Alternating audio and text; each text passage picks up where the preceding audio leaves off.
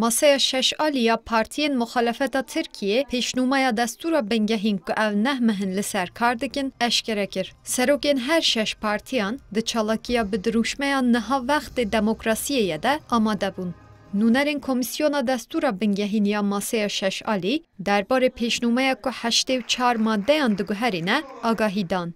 Di pêşnûmeya Destura Bingehîn de erkên serokkomar tên sînordar kirin, serokkomar biryarên parlamentoyê tenê carekê dikare veto bike û piştî ku tê hilbijartin peyvendiya li gel partiya xwe jî qut dike. Her wiha kontrola parlamentoyê li ser hikûmetê bihêz dibe, şêveya birêveberiya dezgehên hiqûqî jî tê guherandin. Li gel vê, girtina partiyên siyasî zehmet dibe, benda hilbijartinê heta ji sedî sêyan tê daxistin û mafên ajalan yekem car di nava Destura Bingehîn de cih dikirin. Parlamenter sisteme dönüş işte güçlendirmiş. Ev pêşnûmeya heger muhalefet de hilbijartinan da bi serkeftî bibe jî ji parlamentoyê derbasbûna wê hêsan nîne. Ji ber ku dengên 400 parlamenteran bo guhartinê hewce dikin, lewma hewceya mirov zêdetir wekî nexşereyekî lê binêre.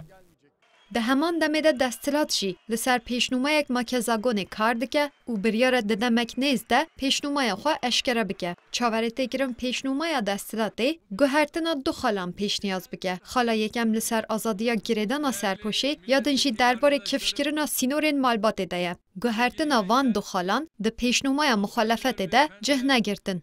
AK Parti'nin bahsettiği güncel siyasete konu ve malzeme ettiği Pêşnûmeya desthilatê lalî pêşnûmeya me gelek lawaz dimîne.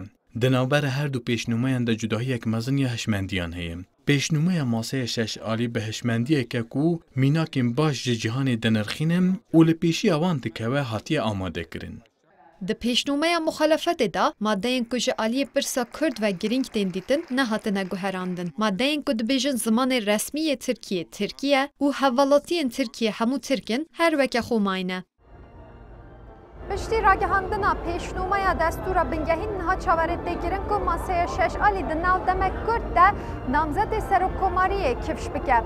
Ji maseyê serokî CHP Kemal Kılıçdaroğlu vek namzetê bihêztirîn yê namzetiyê xuya dike. Nalîn Dirî, Kurdistan 24, Ankara.